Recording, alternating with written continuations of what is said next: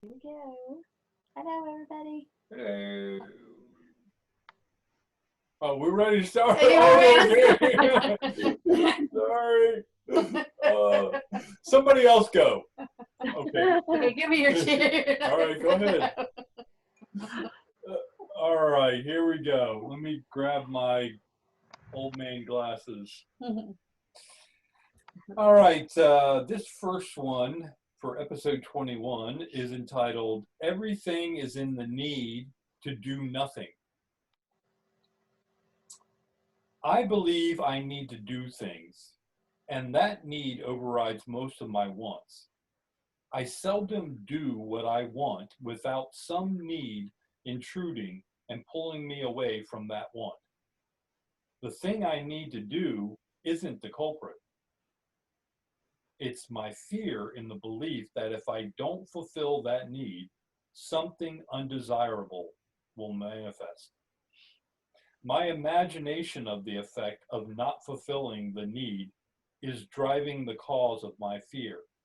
Yet it is my fear that locks my imagination into that repeating cycle of need. So, fear is the linchpin holding my needs in place. Without fear, I would be free to imagine alternate effects of my actions or inaction. Is fear what holds cause and effect in place? Did our fear of not understanding how this universe works herd us, like cattle, to believe what our designated controllers told us via their scientists about the concept of cause and effect? What if that is but one of many possibilities, but because an authority pushed it on us through education, we allowed ourselves to believe it and we manifested it into our perspective of reality, thereby locking us out of any other possibility? That belief in cause and effect would then set the stage for all our needs to abide by the belief in that concept, especially if our authority educated us about our needs. I'm not looking to blame anyone for this situation, but to unlock how my beliefs in my needs works and how I might go about making it work to my advantage.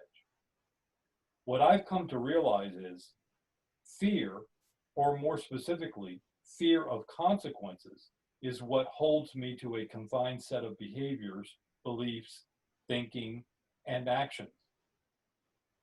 It is a prison of my own making because I allowed my controllers to define it for me. Their only enforcement of the boundaries is through a perceived show of force and a constant stream of actors on TV and news showing us the possible consequences of venturing outside the walls. It is no wonder the news is predominantly fearful. It is their only line of defense against a threat that they fear will break their chains at any moment. That threat is us awakening to their mirage. But here's the thing, we don't need to fight them. We merely remove ourselves from their needs and take back our power that we gave them. In the grand scheme of things, they are only following our orders to maintain a facade.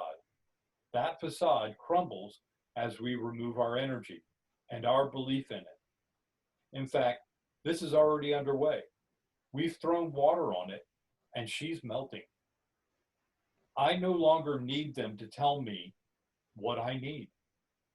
I now resume management of my own needs and any consequences in not meeting them. My intent is to break the cycle of my fear ingrained in the consequences of my needs. I know the consequences are my doing and stem from the programming of my imagination into that cycle of fear. That fear withholds me from the expansion into other possibilities, a mere holding pattern of nothingness relative to my movement into everything.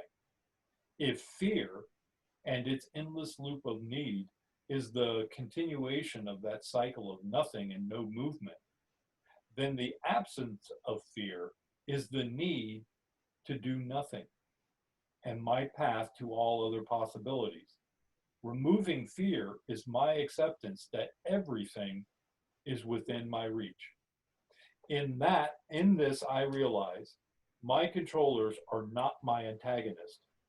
It is my fear that plays that ultimate role. Without my fear, my controllers would have no control over me. Releasing my fear is the return to my movement of expansion. To embrace this, I will catch myself in need and scrutinize my hold on it. No one is to blame. My power is in my ability to release and move beyond it. I will settle for nothing less than everything, which is the need to do nothing. Yeah. Mm-hmm.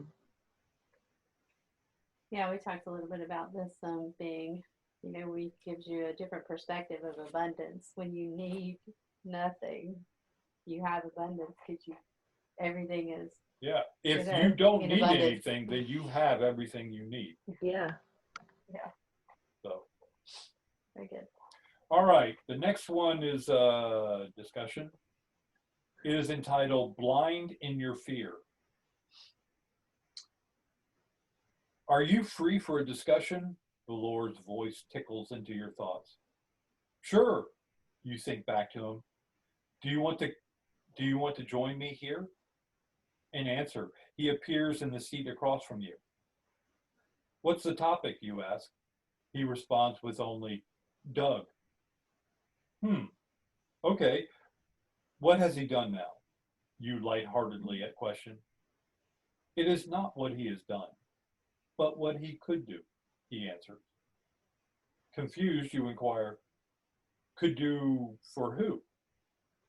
He pauses for effect and then responds, for you. You sense an undercurrent of hesitation and seek to address it directly by asking, why are you making me pull this info from you? This isn't like you. Come on, out with it. Doug is approaching an expansion point, a nexus of decisions. He is now capable of weaving for GCOS, but he has other options, he informs you. That's great. Let's get him in here and offer him a slot at GCOS. You pose at him. He stops your proposal. That may not be in keeping to the highest good of your people. You're caught a little flat-footed by this and ask, why not? What are you not telling me? Doug has a natural tendency to freewheel and thrive outside the normal lines of the Weaver network. Within the lines, representing GCOS may serve him and your society well, but not representing GCOS may serve him and your society better. You ponder this a moment and then do some thinking out loud. I've known Doug for quite some time, and I know he used to like to venture out and see what he could get into. He could be gone for days, sometimes weeks, but he always checked in. He nods and says, yes, for you. You've earned his loyalty, so there's not too many things he wouldn't do if you asked. You know this to be true, but something in Valor's approach is giving you pause, so you ask, okay, if we don't open the door for him at GCOS, what do you have in mind? He looks at you directly and says, you relieve him of his responsibilities to GCOS. Confused, you state, you've already said he may serve a higher good by not joining GCOS as a weaver. So what else would he be doing besides his data analysis? He pauses and continues to pause without saying anything, still looking directly at you. As the pause lingers, you begin to see what he's asking. So you question him. What? Why? I can't just kick him out. Not after all he's done for us. He interjects, and for you. Well, yeah, for me too. He'll see this as a slap for his loyalty, you plead. Maybe at first, but he needs to be let go. so he can find his higher purpose. He would stay here and serve GCOS and you well for you, but it's not what he wants to do, nor how he would best serve the highest good. You shake your head and state, I don't like this. He compassionately nods and says, I knew that you wouldn't, but I could not call myself your friend and not bring this to your attention. Still shaking your head, you plead with him. Help me here. What am I not seeing? I tried to do right by him and Annie. They both seem happy here, and they're making great progress. Why this? And now?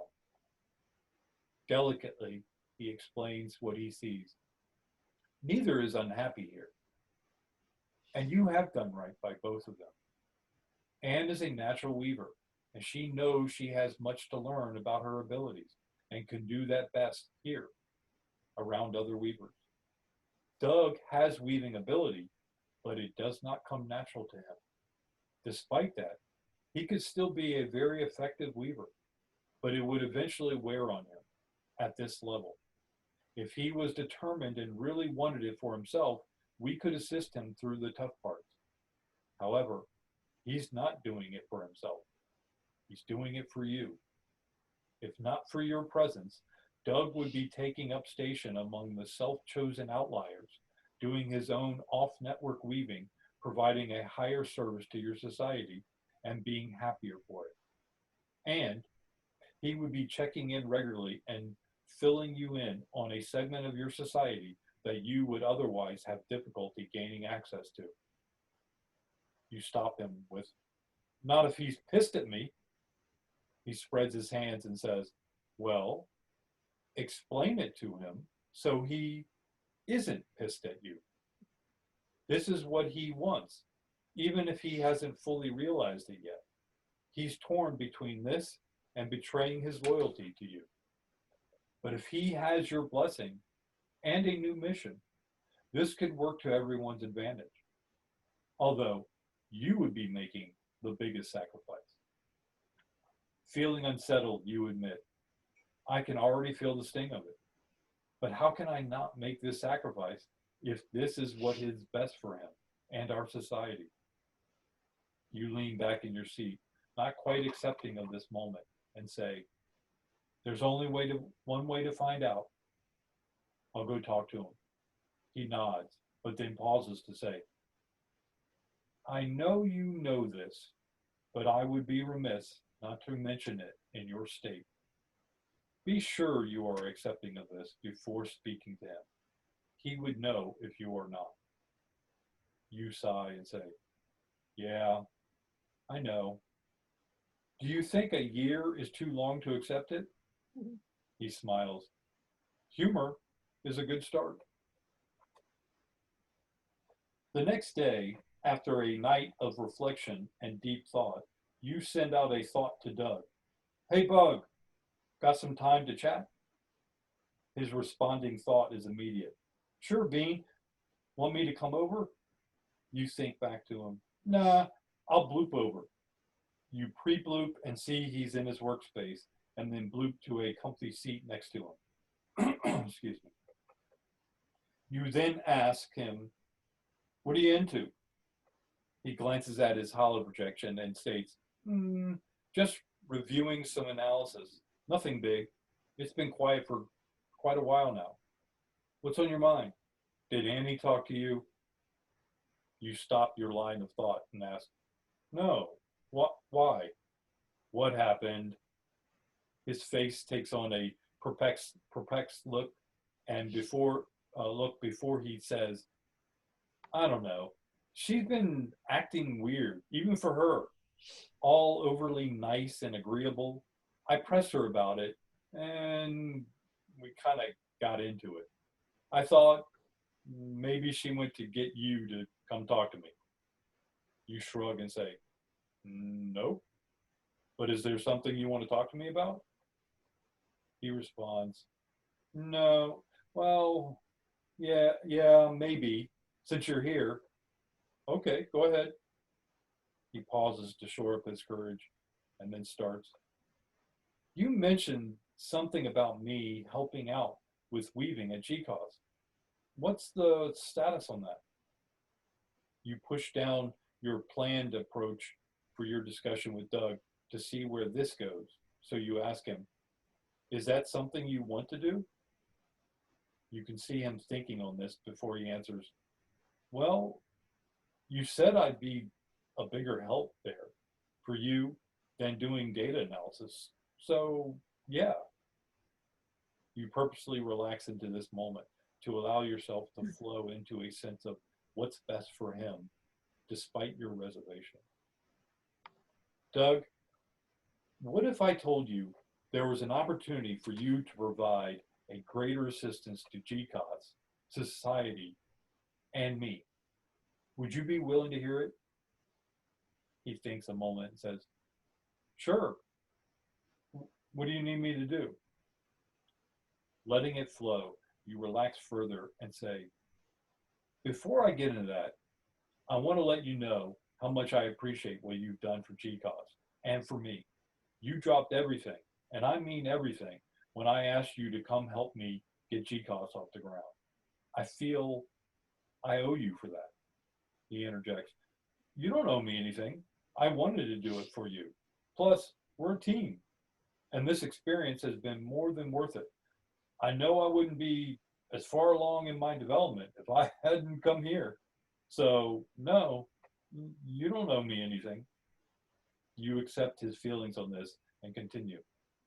Well, I feel I owe you. And to repay you, I want to make this offer to you. But there's one catch.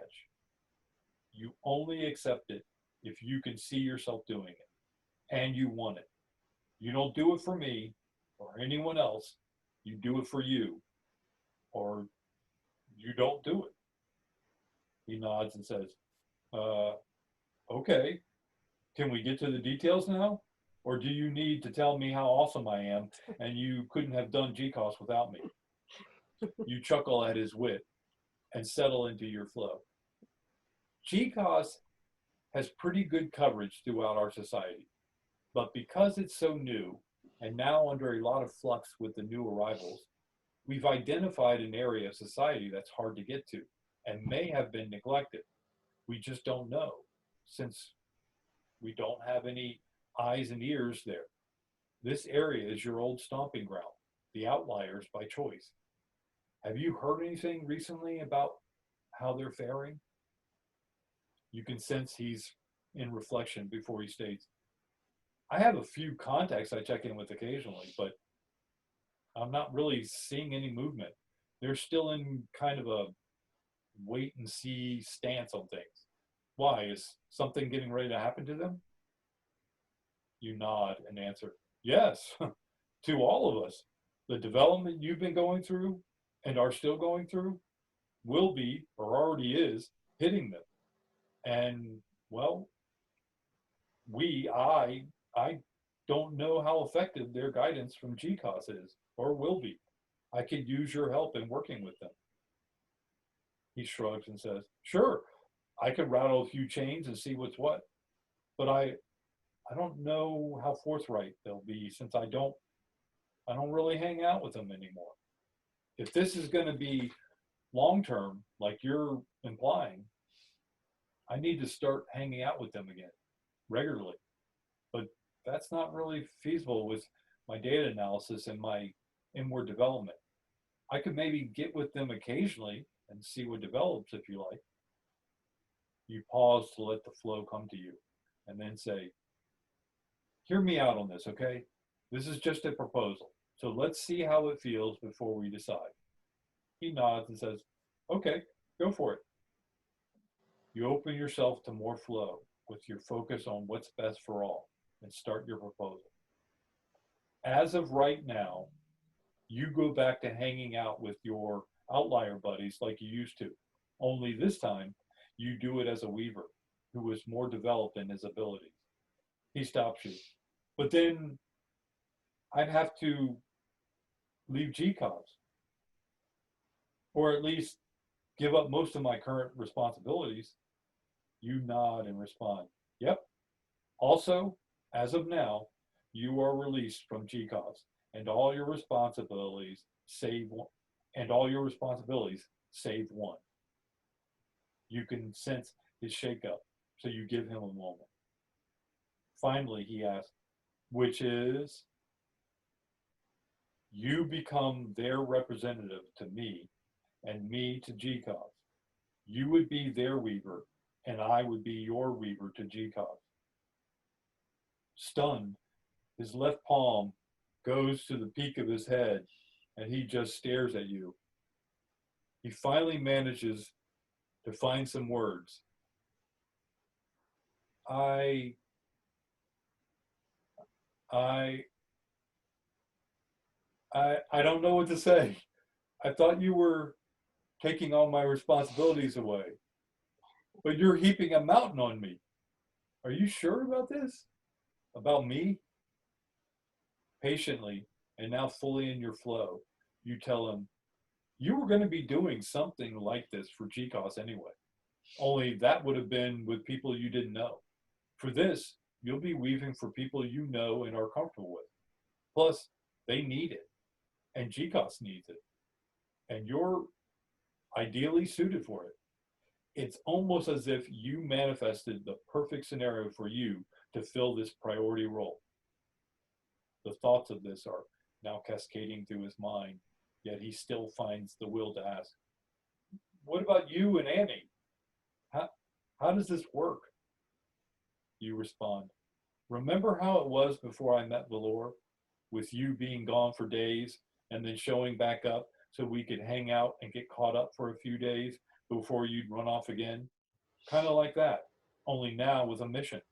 You keep me up to speed on what's going on with your compadres, and I keep you in the loop on GCOS activities. Tell me you're not interested, and we can forget all about this. Despite his shock, he pipes up quickly. No, I'm just trying to wrap my arms around this. I think I'm waiting for you to say this is just one of Valor's twisted jokes, and you're going to yank it right out from under me. You give a smile, and then your serious face and say, his humor is a bit twisted, but I assure you he wouldn't take a joke this far. And you know I wouldn't. Doug, this opportunity comes just as you're ready for it. And no one is going to tell you how to do it. We're going to follow your lead. Still working through it, he adds. So I would no longer be with GCOS. You nod and explain. This really only works if you aren't part of GCOS and you're free to represent who you wish. You don't take orders from GCOS, Valor, any of the other weavers, nor from me. You represent the outliers, and you and I work together to get them the straight scoop from GCOS so that they and you can make the most informed decisions for the highest good. You may not be with GCOS anymore, but you still have access to them, or you can go talk to anyone you want. Your mandate and your purpose to society are your own. You answer to that and nothing else, unless you decide. Coming to grips on this, he says, this feels like you're cutting me loose. You shake your head and offer your own view. That's the old you who fears change. If you look beyond that, you'll see the new you being dealt into the game now that you're ready to step up. The old you had his eyes closed and let life happen to him. Opening your eyes through the progress you've made, the new you sees how you make life happen.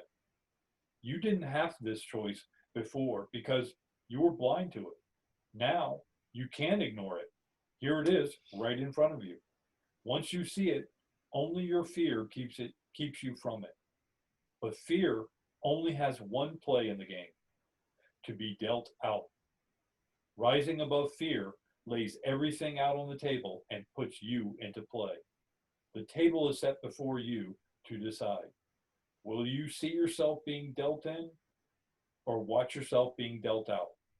With your newly acquired sight, there is no other way to view your choices.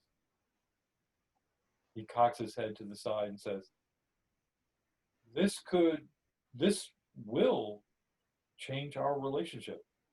We'll be on the same level. I can't see this working any other way. You nod. The only difference in our levels up till now has been your blind acceptance to your perception of being lower. We don't all open our eyes at the same time, but once each person comes into their sight, they see we're all sitting at the same table. Only your fear prevents you from seeing this. He nods repeatedly and smiles before saying, what will you and Annie do without me here to kick around? You grin and admit, oh, that's easy. We'll do what we always did before. Kick you around by talking about you while you're away. Duh. You don't have to be here for us to insult you, you know. That's good. What struck me as you were reading that this time was how Christos didn't have to structure the conversation. And I've run into that so many times when when it's time to have a conversation about something, it's like it gets served up because it's in the energy field. And so Doug was the one that actually started the ball rolling on that conversation. Right. Christos had one, I wouldn't say a completely planned out discussion, but he had how he was going to approach it. And that's what I tried to, with the narration, I tried to say, he put that on hold to see where this would go. And he basically let Doug kind of lead the conversation, and he just chimed in with his views on things to see what Doug's reaction would be. Yeah. And it happens that way. I've had situations where I can be centered and I can feel that it unfolds like that. But if I get in my head and I go with my plan, it's not near as, easy flowing for both parties. But if I can stay in the flow and stay centered, it happens without any effort. And I just can, massage it through. That's kind of when you know it's meant to be, because it just flows. And that's kind of what he allowed to happen. Instead of doing it the kind of forceful way, he allowed it just flow. He had all the pieces already, and he just let the cues come to him, and he would answer the cues. But he let Doug, because this impacted Doug more than anyone, and so he let Doug kind of pull in the energy for the next cue to serve up the next item. That's good.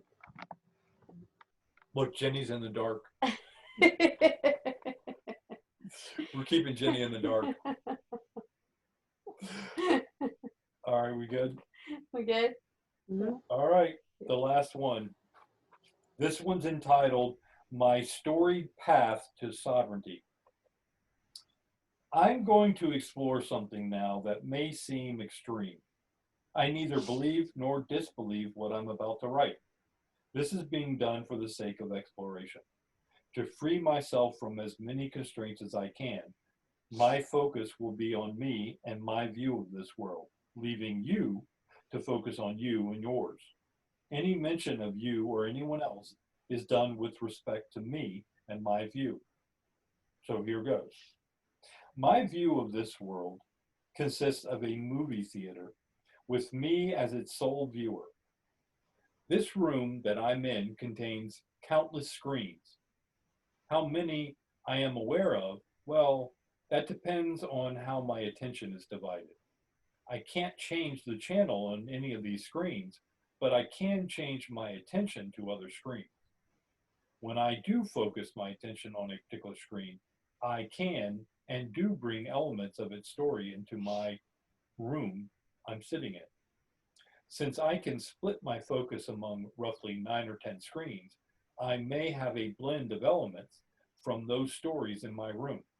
In each of these screens, I am constantly prompted to buy into the story and play an effective or an active role. I have been doing this by following the direction cues for the parts I saw myself in. Slowly, over time, I've noticed discrepancies in first one story and now all of them. My initial reaction was to skirt around these flaws so as to keep the stories alive. However, now I realize that I am the common denominator in all the stories, and thus I am the discrepancy. This stems from my observation that all the stories have become repeats and lack imagination, whereby I keep being served up essentially the same roles, only with changes in scenery. This signals to me that it is my lack of imagination that is preventing me from changing the stories. It's as if the stories are being piped into my room for me to put my own spin on them by way of my imagination and intent to play other roles. I can change my attention to another screen, but then I will only take my self-limiting imagination into that new story where I will eventually begin to see the same pattern of limiting roles for myself. The solution, as I see it, is for me to break my cycle of limited imagination in this here and now. To do that, I must see myself as the writer of my view, using the current stories as my backdrop. Accepting this new role not only breaks the boring pattern of my previous roles, but it also grants my imagination poetic license to open the spigot and revamp the story. To remove all restrictions to my writing, I must take responsibility for the story and allow my version to speak and stand on its own. I don't know if my version will be better or worse than the status quo story, but if I don't make the attempt, I will never know. Fear kept me from making the attempt previously because that was all I could sense from change. Now, however, my imagination offers me another option to change: creativity. In this change, which will commence forthwith, I will alter the main story to align with the concepts of this manifesto as my new starting point and endeavor to replace my fear with the creative energies of my imagination. My designated endpoint is no less than sovereignty for all. This means that, in my view, those who hold the intent to impede another sovereignty will become increasingly uncomfortable in the coming days. I do not and will not apologize for this new mandate, and I offer no sympathy to those who choose fear over this self-determination of progress. In my view, it is now time to accept our ascendancy into expansion and our potential to create a true world of art. I like it. Beautiful. World of art. It's going to get very pretty. Status quo does not change without change. No. No. And that's, I mean, we've all gotten a dose of change, you know, even with what's going on, with what's been going on in our society right now with the whole pandemic thing. It's thrown people into change so they could see how do they deal with it, you know. And well, yes, I agree with that. And a lot of people may not, I don't know, may not agree, but it's soft change. yeah, yeah, it is. It's not hard change. No. And I'm saying the hard change is coming. Yeah. Any day now, the hard change is going to begin. And those who hold on to the old paradigm are going to have the hardest trouble. And those who impede another's path to progress and sovereignty are also going to be very uncomfortable. Yeah. Yeah, and that impediment doesn't necessarily mean something physical. It can be the pressure, like we've talked about. We try to lock each other in and hold each other into, you need to agree with me, and we've got to see it the same way. And, oh, wait, you're going off the reservation. You can't do any of that. Yeah. There'll be more people standing up for themselves and people just being shocked by, well, you never wanted to do that before. Yeah. And so, yeah, there's going to be a lot of people that are just kind of shaken up by the people that they've kept Yes. locked into status quo because they were holding on to status quo. Which can be your children. It depends, or what I mean. It can be your friends. It could be anything. It can be anybody around you. It can be things. It can be people. It can be things. It can be animals. It can be houses. It can be whatever. Yeah. Yeah. So the reason for the wording on that last thing was I'm taking responsibility in my view to unleash this. It's basically my starting gun to say, go ahead, commence with it right now, because somebody's got to go first. Yeah. So in your view of what's like that, you're seeing it that way. It's going to play out that way in your reality. Yeah, in my reality, because I'm in my movie theater. Right. You're in yours. Yeah. We agree on a lot of things. We're basically watching, but you're still watching your screen while I'm watching my screen, and we compare notes, and we see a lot of the same things. But there are differences. We just don't spend a lot of time on the differences. I'm saying those differences are going to start coming up for everyone. Yeah. Now, how you react to those differences, what you do about them. because I think there's going to be a lot of people saying, well, I never knew that about you. I get that all the time. I'm a mystery. Everybody's like, wow, look at Jenny. What's that? Yeah. But I think more and more people are going to find the energy to let that out. I've seen it a little bit here and there. It's coming, hopefully at a grander scale, I guess, but I've seen it a little bit in people. It's beautiful to see little sparks of just their authenticity coming out. I love it. It's beautiful to see. Exactly. And it's going to make a lot of people uncomfortable because they're so used to these people that they've had in their bubble acting this way so that they could be this way. But now with people in their bubble shifting, moving out or moving over and playing different roles and being different, even if they want to hold on to status quo, there's no status quo to hold on to because too many things within their bubble have shifted.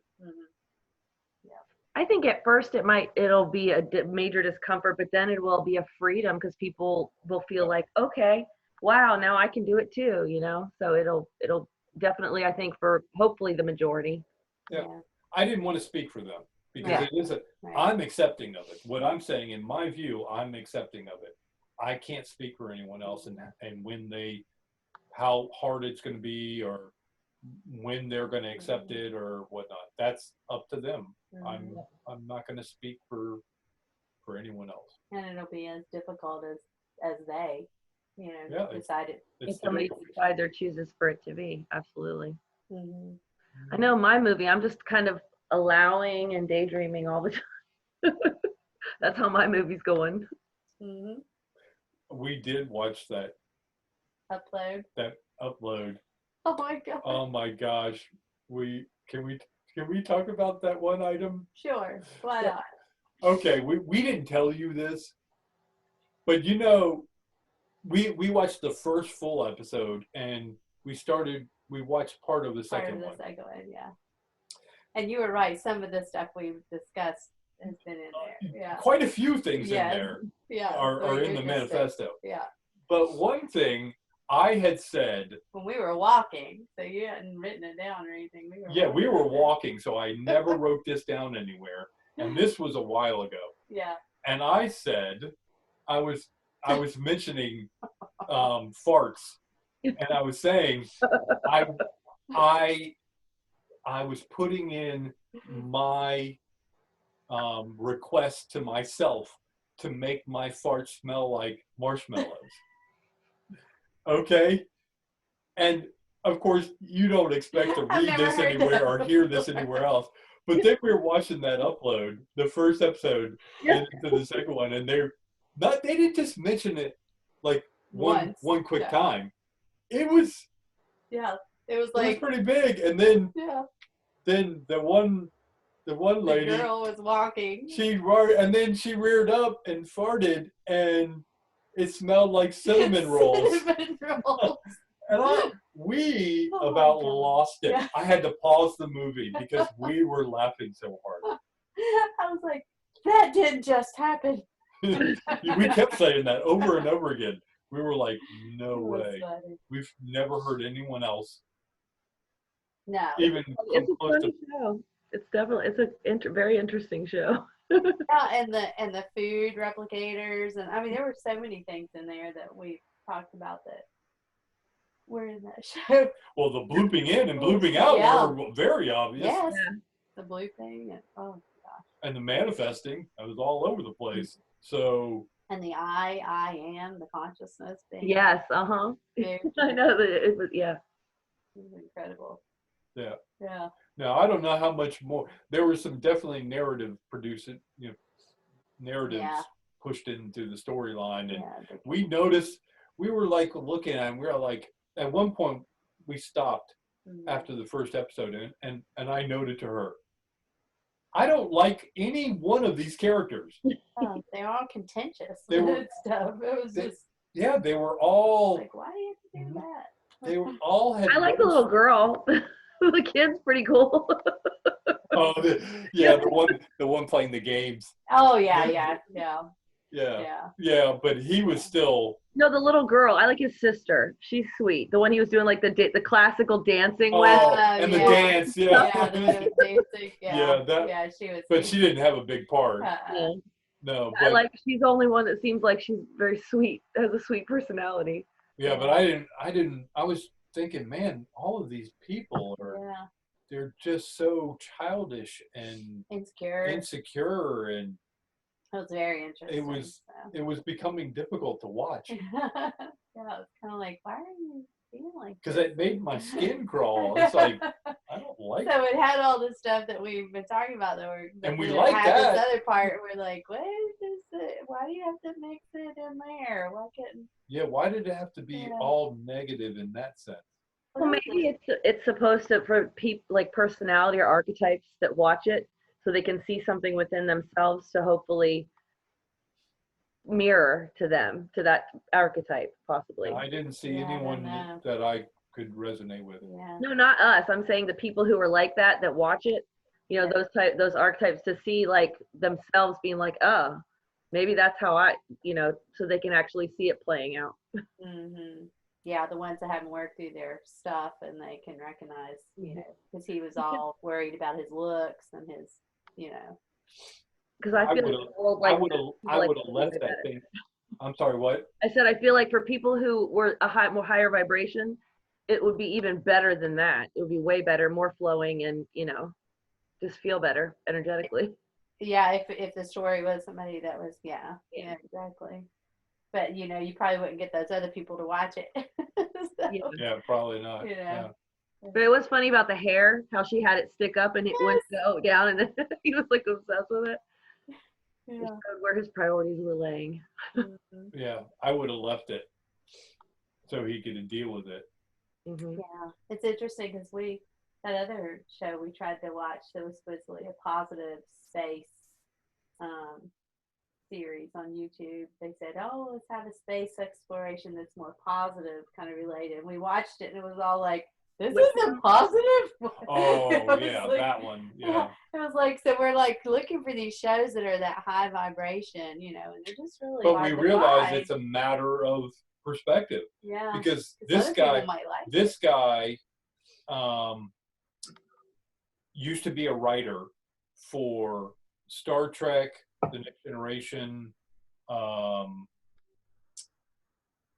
Sliders. Was it Star Wars too? No, not Star Wars. There were a couple other ones. Yeah. One with Bruce Boxleitner in it. It was another series that was a sci-fi show that was a series that was on for quite a while. For some reason, I can see the show, but I can't think of the name of it. But this guy had done quite a bit of writing. So, and he introed the first episode. And so he was selling that this, he remembered watching the original Star Trek when he was young, and he wanted to get back to that and making it more upbeat and whatnot. So we said, oh, well, that sounds great. We want to watch it. So we're watching it, and it was all pessimistic. Slave Planet, and I was like, we were like, oh, what in the no. world? I guess if you compare it to, I don't know, like shark-infested waters? Yeah.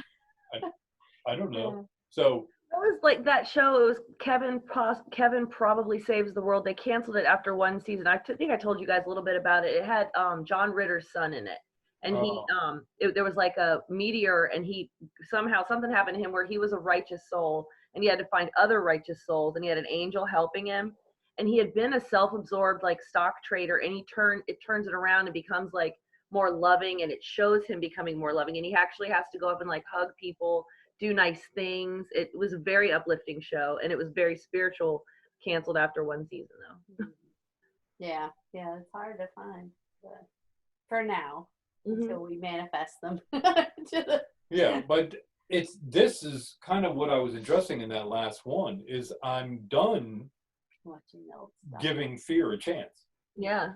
I'm not going to tell other people they need to get over their fear, but they're not going to come to me with their fear and get sympathy. I'm not going to feed it. I'm just going to let them deal with it, because they're not going to heap it on me. And send them love, but send them love. Yeah, I'm not going to be angry at them or anything, but I can't foster status quo anymore. Yeah. No, me too. I just pay attention to the story that's in front of me and see if I want to go be a part of that story or not be a part of that story. Yeah, and being proactive on my own stories of imagination, and that's what's going into writing of this. Is I'm like, I don't want to be pessimistic. I don't mind facing some facts and seeing like what's coming, but it doesn't mean you need to make, the gray black. Right. Right. Yeah. See, what I see coming is not black. I see it as gray. I see it where people are their insecurities and their impediments to progress are going to be bubbling up for them to deal with. Can't ignore them anymore. And I don't see that as a bad thing. Right. Oh yeah, sure, it's going to look somewhat chaotic to some people, but that's sometimes what change looks like when it gets going. I think discomfort is growth. It's the universe's intervention with all of us. Well, I already said that. Our benefactors were doing an intervention. Yeah, they're like, you're not gonna, ignore this. We're not. Yeah, deny this. Here it is. Like, where did the pandemic come from? It doesn't matter who started it or whatever. How did it progress all the way to basically the whole planet was? Yeah. In timeout. In timeout. Yeah. Yeah, exactly. Yeah, and I'm sorry, but you can't take a world economy and shut it down for more than a month. Yeah, some of them multiple months, and then come out of it and expect everything to just be right back where you left it. Nope. So that's going to cause some turmoil. Yeah, we were reading that story in Zero Hedge with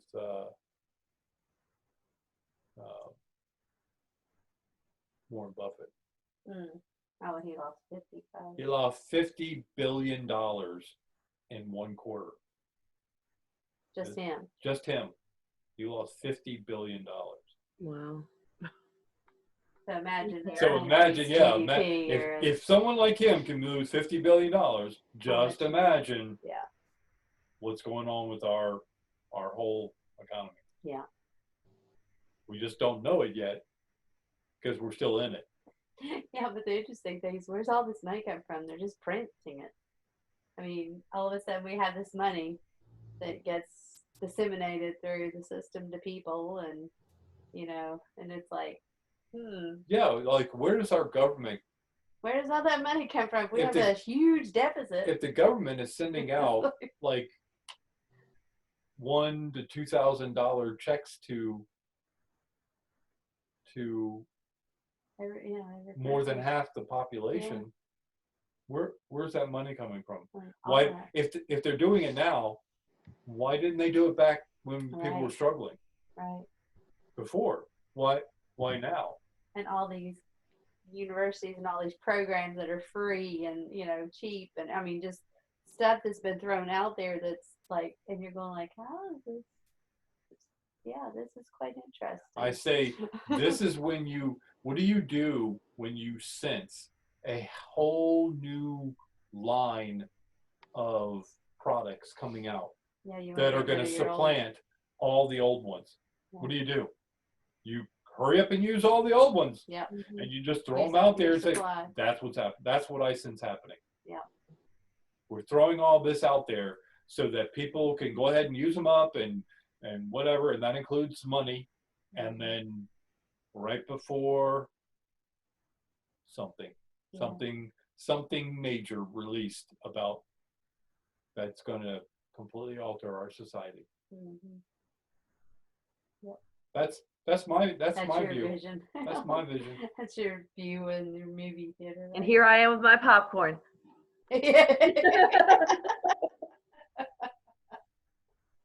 I'm having Cracker Jacks with the fries at the bottom. Oh, nice. Yeah, Crunch and munch.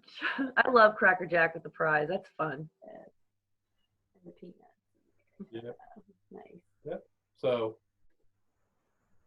yeah. I don't know. I told you. Remember, I wrote back in previous episode about Michelangelo and Van Gogh walk into a bar to make a decision. Yeah. And in that storyline there, the word that I came up with was surreally. Uh-huh. I was sensing some things becoming surreally. Mm-hmm. And I told her yesterday that I would get moments over the past year. I would get moments of it, like real quick. And I told her yesterday it turned on, and it hasn't turned off. So everything has a surreal.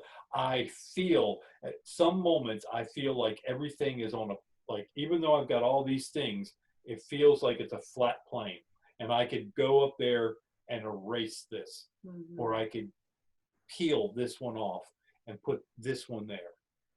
It just feels like it's this far apart, and then all of a sudden it's this close. Yeah. I have that happen quite a bit, but I don't know if it's because I've done so many hallucinogenic drugs for so many years. Oh gosh. Oh. I've always kind of been in an altered state. So Jenny got a head start, and she's preparing the place for us. Although I don't know how good, with her surreally vision, how good her decorative abilities are going to be. Her surreally vision. Well, As soon as I touch things, I'm like, is it going to be hard? Is it still going to be like an object? Or is it going to not, or is my finger going to go right through it this time? That's the feeling I get, is that sometimes I feel like I'll go reach for something, and then I pull back because I feel like my hand is getting ready to go through it. Yeah. And outside, like if in the morning, well, if I open the door, it just doesn't seem like it's right. And I'm like, is that tree? Like it just looks different, and it sometimes looks like almost like a TV screen where it's fuzzy. Like I can see through, and I can just see. Yeah. Yes. Yeah, definitely. Yep. And today, what I was getting the feeling of, and we talked about this really, was you know how you could do the filters on Instagram? Mm-hmm. That's what I felt like. I could click it and I would have different filters. Like I could look at something and I would have it viewed differently. So that was the feeling I had with it. So filtering. Yeah, I still, right now, from the sides, I still have that crystal ball, snow globe kind of fuzziness on the outer edges. Mm-hmm. And it's clearer to the middle, but even it starts getting clearer, and then all of a sudden, when it gets to the very center, it gets blurry again. I'm weird. Another stick song. Like I could see if I'm like focused on you, and there happened to be like a fly or something crawling like over like I could be able. I can see it sometimes, like at the side of my eye. Like I there's very little that gets by me. It's very strange. I've had all kinds of weird stuff come into my vision. I told her earlier, okay, just a little bit ago, my room is right back here, okay, where I go right.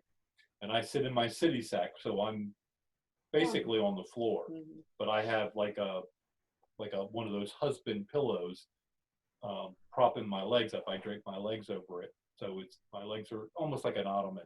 Mm-hmm. So I'm sitting there writing, and I have my thing, and I'm writing, and out of the corner of my eye, because my doorway is like right there, the closet's right here, and then the doorway. So out of the corner of my eye, while I'm writing, I sense movement on the floor. I look over, and my initial reaction was there was a snake this big around coming in the door, coming in the doorway. Underneath It was about that big around. And I went, and it was moving, and then it stopped. It sensed me, and it stopped. And then I realized I could see its tail. It was a lizard about that long, but it was that big around. Wow. And it sat there, and I started moving my hands, and it was tracking my hand. And I kept doing it. I did it for so long. I was doing it with my left hand, and I just kept doing it, and it would move its head, and I could see its eye moving, and I kept doing it. So long, my left arm got tired, and I had to use my right arm. That's how long it stayed there, in there with me. The universe was like, Tim needs to work out. Let's get him to work out. Oh my God. Who knew I could be so, talk about programming. Damn. I never knew. I mean, I used to be a personal trainer. I guess now I have my own personal lizard trainer. And he was all brown, except for he had like a pinkish head. Wow. Is he did he get out, or what happened to him? He left somewhere. I don't know. He sat there for, well, like I said, I was doing this for quite a while. And at one point I put my hands down. And within like 30 seconds, he just did a U-turn and went back out. Mm-hmm. So, who knows? I So guess he's like, personal training appointment's over, guys. Yeah, I guess so. He didn't ask for payment though. He just ate something on the way out. Yeah. Chicken's favorite. But I mean, it was we have a lot of these small the lizards, little green ones. the little green ones that are about this long, and they're no bigger than like a. And they have that little red thing. They do that little red thing. No, this guy was that big around. Like a skink? I don't know. Yeah, kind of like that. I mean, I saw his arms and everything, but they weren't. Pink head? Yeah, with a pink head. Mm. When he first came in, he was big enough for me to think it was a snake. Wow. Because I couldn't see the back end of his body. He came in partially into the doorway, and just his head was sticking out. I'm like, that's what got my attention. I saw the movement and it stopped. And I went, what? Maybe he was having you do some kind of light codes, or like light language movements. Yeah. Downloading you with stuff. He was pulling my strings. He's like, he's been writing a long time. Let's stretch that arm out. Well, he played me quite well. That's awesome. Yeah, a little visitor. Yeah, a little visitor. Yeah. So yeah, I don't know. I don't even know what your words to use. Just interesting how things are. Every day I wake up and I just kind of sense what's going on, and I'm like, oh, okay. It's like I feel the world kind of off kilter a little bit, or move this way, or I mean, sometimes I get bloated. I get like, all of a sudden I'll get this bloat that comes out of nowhere because I don't eat enough for it to be anything else. And it just comes up. Energetic. Yeah. And it usually doesn't last long. Usually I know, okay, it's time to go in there and write because something big is coming through. And that's what I got. I thought I was done when I finished the narration with Doug and Christos. I thought I was done. But then I got that bloatedness, and I got. He said, I need one more session. So, went in there. Yeah, it was lizard directed. Yeah, it's interesting. Yeah, because sometimes we'll get up and it'll feel really peaceful. Other times you feel like things are askew. And then, I don't know, it was yesterday evening or the day before yesterday, I was in here and he was in his room and I was doing stuff and he was in there writing I came out and I said, I felt like something was poking me. It was kind of like something was like pushing on me or something. And I'm like, what is this? You know, I'm sitting here all zenned out and no problems. And it's like, what's poking me? So, yeah. Well, we're grounding things for other people too. That's, Yeah. I mean, because when the blow comes, I don't feel like it's mine. Yeah. I feel like someone placed it there and said, here, please clear this. A couple days last week, I woke up feeling anxious, and I never feel anxious anymore. It was like old-timey anxious feelings. And then, interesting, Kathy had posted something about an anxiety. It was like somebody describing anxiety coming to the surface and how it was spot on with how I've been feeling, which was kind of interesting. But it was 2 days, and then it went away. And it was the first thing in the morning, and it just kind of worked itself out anyway. It wasn't anything I marinated on, but I just found it interesting because it's not something that happens at all usually anymore. Yeah, exactly. Well, and we talked about the fact that, people going into the quarantine or the timeout, the first few weeks, you just kind of go, okay, I'm going to keep, It's like a vacation. It's like a vacation. Yeah. And you kind of things are new and different, adrenaline's rushing, those kind of things. When you get into week 5, 6, 7, 8 for some people, I mean, you get into these weeks, then they're going like, it's like it kicks a different gear. Yeah, and they're starting to realize that it's not going to go back to the way. There's still a resistance to understanding that it's not going to go back to the way. Well, right now they just want to get out. Yeah. They're not too worried about it being normal. They're thinking, a lot of them are thinking it's going to be somewhat normal. That this will pass. Yeah. But so they really some people who are like mad that they're opening back up. They're still scared and they're like, what? No, this is a terrible idea. A few people I've seen posting. So some people are like, yay, let's get out. Some people are like, no, it's too soon. Yeah. So that's another. And it's funny because like I said, if this had happened 2 years ago, oh yeah, people would have been, what? Yeah. No, I'm not secluding. No way. Now they're almost, they've been begging for it. But there's still a lot of people that are saying, no, something it doesn't add up about this whole thing. Yeah, it does not add up. That's what my dad said the other day. He said, I don't understand how come I can't get something I could get something at Walmart, but I couldn't get it at like a restaurant at Ruby Tuesdays. He's like, doesn't make any sense. Yeah. There's too many inconsistencies that if this were as bad as what they say, you would have more politicians wearing masks on camera, especially our big leaders and our doctors and stuff. We None don't. Of them and are. Yeah, not even the doctors on these mainstream media clips and whatnot. They're not even wearing masks. No. Governor. I think the masks are to show who's conforming and who's not conforming, maybe in public, Yeah. I'm not going to wear one unless I'm required to by law. I'm just not. It's just not anything I plan to do. I don't have one. I mean, I just am not going to do it. Well, I think that's their way of getting people to conform. You basically scare them and say, well, you need to wear a mask if you want to, not be at risk. Yeah. It's fear. It's fear. That's peddling fear is what it is. This whole episode was about fear. That's the whole thing, is fear of change, fear of the consequences. Yeah. And I'm not choosing fear. No, me neither. I choose love every day, all day. Love and sovereignty. Hmm. There you go. Mm-hmm. I think we can end on that. Yeah.